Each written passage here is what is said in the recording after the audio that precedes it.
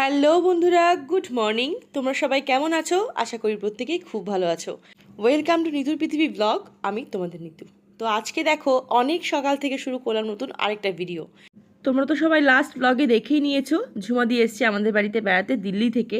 তো আজকে না ঝুমাদিরা একটু পরেই চলে যাবে, মানে ওই 11টার মধ্যেই বাড়ি থেকে চলে যাবে ব্যারাকপুরে তার দাদা বাড়িতে। তো তার আগে ভাবলাম চলো একটু দক্ষিণেশ্বর ঘুরিয়ে নেওয়া যাক। এটা ঝুমাদি একটু আবদার করেছিল আমার কাছে, চলো কিন্তু দক্ষিণেশ্বর ঘুরে আসি। তো যেহেতু সকাল সকাল বেরিয়ে যাবে, এর জন্য সময় তো হাতে খুবই কম, তাই বেরোতে হলো আমাদের একদম ভোর ভোর। দেখো এখনও কিন্তু সূর্যের আলো ভালো করে ফোটেও নি। তো তার আগেই আমরা বাড়ি থেকে বেরিয়ে পড়েছি, আমি, জয়বাবু, দিদি আর আমার হাজব্যান্ড।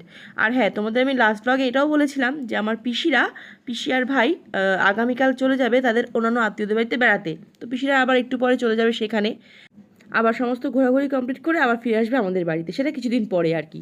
তো যাই হোক, দেখো কথায় কথা চলে আসলো ট্রেন, আর আমরা ট্রেনে করে যাব দক্ষিণেশ্বর। এখান থেকে যাব দমদম, আর সেখান থেকে একটা স্টেশন পর দক্ষিণেশ্বর। সেভাবেই কিন্তু আমরা যাচ্ছি।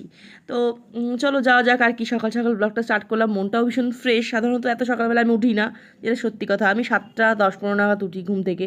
আজকে অনেক সকাল সকালই ঘুম থেকে উঠে পড়েছি। এমনকি রাত্রে আমাদের ভালো কারো ঘুমও হয়নি, অনেকক্ষণ গল্প গল্প করছিলাম, তো অনেক রাত্রে শুলাম এর জন্যে। তো যাই হোক, চলো যাওয়া যাক। আর এত সকালবেলা উঠে একটা জিনিস থেকে সত্যি একটু অবাক হলাম। কি বলো তো, এদিকে যাওয়ার ট্রেনে এখনও কত ভিড়, মানে সকালবেলা তাও কিন্তু ডাউনের ট্রেনে ভালো মতো ভিড় ছিল।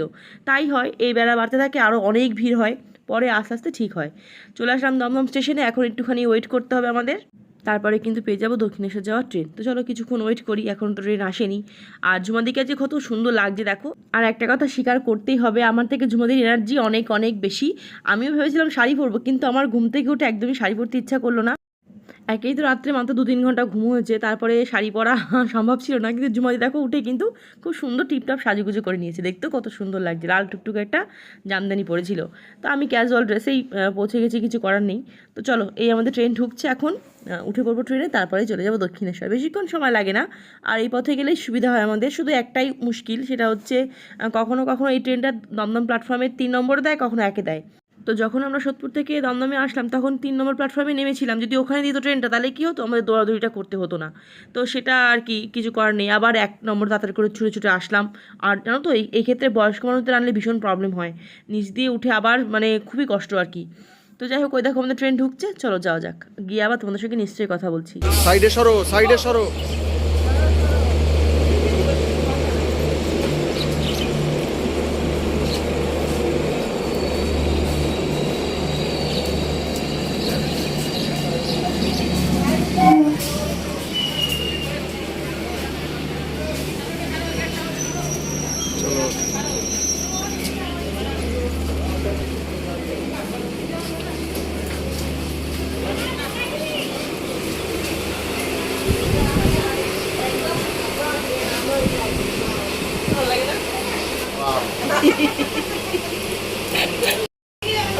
হয় বলছি।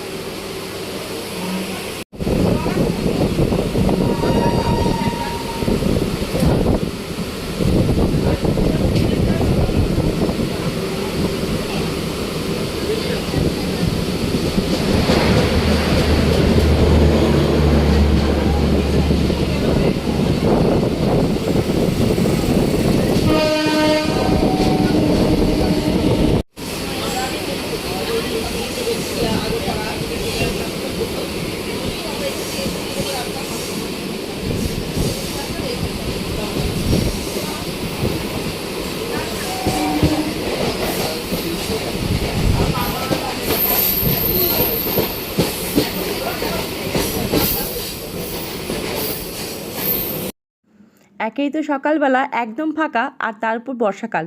দেখো কত সুন্দর সবুজ হয়ে গেছে গাছপালাগুলো। তো সেগুলো দেখতে দেখতেই কিন্তু ফাঁকায় ফাঁকায় হাওয়া খেতে খেতে আমরা চলে আসলাম দক্ষিণেশ্বর। কিছুক্ষণের পথ, একদমই দমদম থেকে ম্যাক্সিমাম 10 মিনিট লাগে, যদি লেট না করে। আর অনেক সময় কী হয়, দমদম থেকে ছাড়িয়ে একটু দাঁড় করিয়ে দেয়, আমাদের তো দাঁড় করিয়ে দিয়েছিল মাঝখানে কিছুক্ষণ। আর দমদম স্টেশনেও কিছুক্ষণ দাঁড়িয়ে ছিল, বেশ কিছুক্ষণ পরেই ট্রেনটা ছাড়লো আর কি। তো তারপরে কিন্তু রওনা হলাম। তো একটু সময় লাগলো, কিন্তু ভীষণ সুন্দর ছিল পথটা, বেশ ভালো লাগছিলো দেখতে। আর ঝুমাদিরও এবার প্রথমবার ট্রেনে করে দক্ষিণেশ্বর আসা।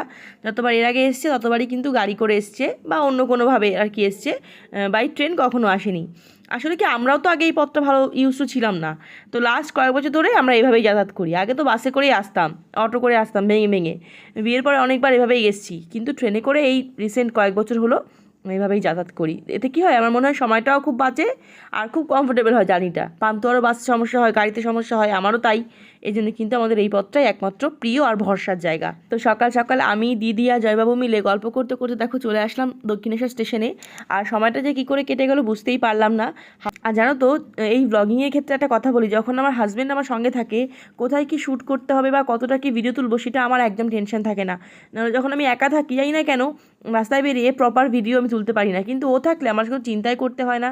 আমাদের প্রত্যেকটা মুহূর্ত কিন্তু ও খুব সুন্দর করে ভিডিও শ্যুট করে দেয়। তো এই দেখো পৌঁছে গেলাম দক্ষিণেশ্বর প্ল্যাটফর্ম, এখন নামবো, তারপরে চলে যাব মন্দিরে। তো এখানে গিয়েও একটুখানি বিপদে পড়তে হলো, বিপদ বলতে কি একটু হ্যারাসমেন্ট হলো আর কি, যেহেতু একদম সকাল সকাল পৌঁছে গেছি, সকাল 6টার অনেক আগে, 5:30টার মধ্যে পৌঁছে গেছি, ঠিক আছে। দিয়ে অনেকক্ষণ দাঁড়িয়ে থাকতে হচ্ছে আমাদের, প্রায় 1 ঘন্টা। তো এর জন্যে আমি না ভুল বললাম, বোধহয় 5:30টার অনেক আগে পৌঁছে গেছিলাম, কারণ কি আমাদের প্রায় 1 ঘন্টা দাঁড়াতে হয়েছিল। আর খুলেছিল মন্দির 6:10-15 নাগাদ, তাহলে প্রায় 1 ঘন্টা আগে আমরা পৌঁছে গেছিলাম সেই রকম অবস্থায়। তো বুঝতে পারছো কতক্ষণ আগে গেছি, ততক্ষণ দাঁড়িয়েই থাকতে হয়েছিল আমাদের, কারণ মন্দিরের গেটই খোলেনি। তাছাড়া আরেকটা ব্যাপার হয়েছিল যে ওই স্কাই ওয়াক সেখান দিয়েও যেতে পারিনি, আবার ওই ব্রিজ থেকে নিচে নেমে নর্মাল ফুটপাথ দিয়ে হেঁটে যেতে হয়েছিল, সেটা কিন্তু একটু অসুবিধার মধ্যেই ছিলাম, কারণ কি একে তো বৃষ্টি হয়েছিল, কাদা প্যাচপ্যাচে ছিল, সেটা একটু খুব ইরিটেটিং লাগছিল। নাহলে কিন্তু সব ঠিকঠাক জার্নি ভালোই ছিল, শুধু ওই পথের একটুখানি গন্ডগোল ছাড়া আর মন্দিরের লেট ছাড়া। আর যখন মন্দিরে গেলাম, বলতে পারো আমরাই প্রথম, একদম ফাঁকা, কি সুন্দর ছিল, মাত্র কিছু জন লোক আমাদের সামনে ছিল। আর একদম দর্শনটা খুব সুন্দর হয়েছে, মনের মতন করে ফাঁকা জোকায়। মানে দিনের শুরু থেকে প্রথম পুজোটাই বলতে পারো, প্রথম দর্শনটাই বলতে পারো আমাদের হয়েছে। আর সাধারণত এত ফাঁকা দক্ষিণেশ্বর আমি কখনো দেখি না, সবসময় লোকজনের ভিড় থাকে, কিন্তু এবার দেখলাম একদম ফাঁকা মন্দির চত্বর, কারণ আমরা একদম সকাল সকাল পৌঁছে গেছিলাম। আরে কে বুঝবে আবার মন্দির নেই দেখা যাচ্ছে তো দাও ফটো তো একজন হারাতে পারে এই চলো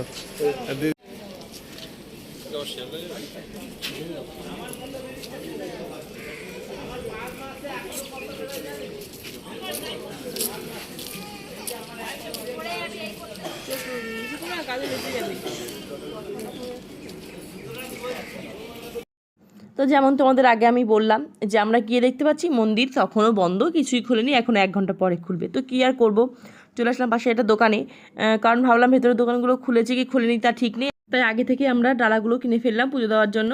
আর তার সঙ্গে নিয়েছিলাম মায়ের জন্য 101টা জবা ফুলের মালা, যেটা দেখতে কিন্তু খুব সুন্দর লাগছিলো, সকালবেলা একদম ফ্রেশ টাটকা লাগছিলো, তার জন্য কিন্তু মালাও নিলাম। দিদি তো আগে নিয়ে নিয়েছিল, আমি পরে নিয়ে নিলাম একটা খুব সুন্দর বড় মালা। তো চলো এখন আবার দাঁড়াতে হবে লাইনে, এই যে দাঁড়িয়ে আছি, আর আমার মুখ দেখো পুরো কাদো কাদো অবস্থা। আমার মনে হচ্ছিলো আর কতক্ষণ দাঁড়াবো, পায়ে ব্যথা করছিলো আর কি।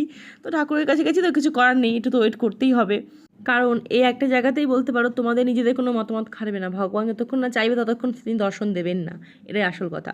তো এই দেখো এখন আমাদের গেটটা খুলে দিল, তারপরে আমরা ঢুকবো মন্দিরে, চলো যাই।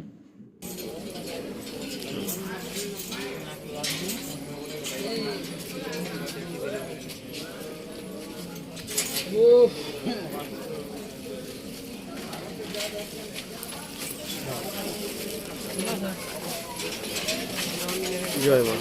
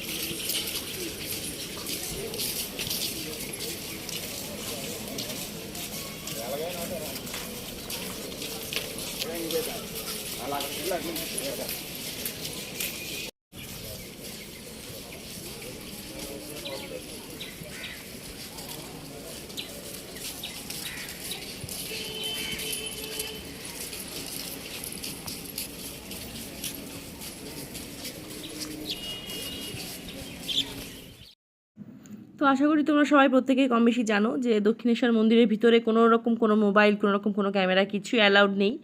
তো আমরা মন্দিরে ঢুকলাম, তারপরে এই কাউন্টারগুলোতে মোবাইল তারপরে সমস্ত কিছু জমা টমা রাখলাম, তারপর পুজো দিলাম, এখন চলে আসলাম আবার বাইরে।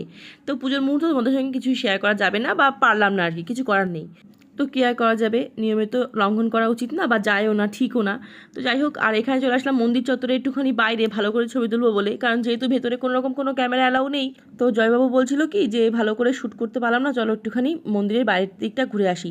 তো এই জন্য বাইরের দিকটা এসে একটা বাগান মতো আছে, সেখানে কিন্তু মন্দিরের সম্পূর্ণ ছবিটা ভালোভাবে আসছে। এখানে দাঁড়িয়ে আমরা কয়েকটা খুব সুন্দর স্টিল ছবি তুললাম, মনে রাখার মতো আর কি। তো এই দেখো কত সুন্দর লাগছে দেখতে সকালবেলার পরিবেশে মায়ের মন্দিরটা। আর এখান দিদি আমি দাঁড়িয়ে আছি, এখান থেকেও কিন্তু কয়েকটা ছবি টবি সুন্দর করে তোলা হলো। তো এখন আর কি বাড়ি ফেরার পালা। তার আগে একটুখানি গরম গরম কচুরি তো খেতেই হবে, কারণ সকালবেলা তো সবাই খালি পেটেই এসেছিলাম মাকে পুজো দেবো বলে। তো এখন একটুখানি পেট পুজো করবো। আর জানি না কেন আজকে না হয়তো বৃষ্টি বলে আর এত সকাল বলে সমস্ত দোকানগুলো খোলেনি, নাহলে অনেক কচুরির দোকান থাকে পর পর। তো যাই হোক, একটা খুলেছিল মোটামুটি মানের, সেখান থেকে আমরা গরম গরম এখানে হিঙের কচুরি, তারপর একটা ওই ছোলে ভাটুরে অর্ডার করেছিলাম, সেগুলো সমস্ত খেলাম সবাই মিলে ভাগযোগ করে। তো হালকা টিফিন করা হলো, তারপর চলে আসলাম বাড়িতে। আর দিদিরা তো একটু পরে বেরিয়ে যাবে, তাই তাড়াহুড়োও করছিলাম, তো বেশি সময় নষ্ট ওখানে আর আমরা কেউ কিছু করিনি, একটু খাওয়া দাওয়া করে চলে এসেছি। তো এই দেখো আমাদের সমস্ত অর্ডারগুলো চলে এসেছে। ছোলে ভাটুরে এটা আমার হাজব্যান্ড পছন্দ করে, আর আমরা সবাই নিয়েছিলাম কচুরি।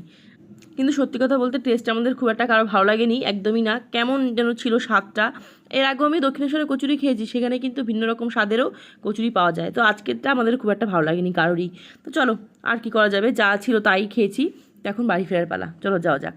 মন্দির ঘোরা হয়ে গেল, টিফিন করা হয়ে গেল। অনেক সকাল সকাল, যত সকালে আমি খাই না, আমার দেরি হয় খেতে খেতে। আজকে অনেক সকালে খেলাম, 7টার মধ্যে, মানে 7টার সময় আর কি। তো এখন আমরা ফিরছি, দিদিরা আবার একটু পরে বেরিয়ে যাবে, সেই তাড়াহুড়োর মধ্যে আছি, তাই এত সকালে আসা। চলো এখন বাড়ি যাই, ট্রেন ধরবো। মোবাইলে চার্জও নেই, রাত চার্জ দিতে ভুলে গেছিলাম, 3% চার্জ। হয়তো ভিডিওটা এখানেই শেষ করতে হবে, জানি না কী করবো। এখন 7:30 বাজে। 7:30 বাজে, এখন বাড়ি ফিরছি। চলো আর কি, সবাইকে টাটা, তোমার সবাই খুব ভালো থেকো, সাবধানে থেকো, দেখা হবে খুব শিগগিরই নেক্সট ব্লগে। সবাইকে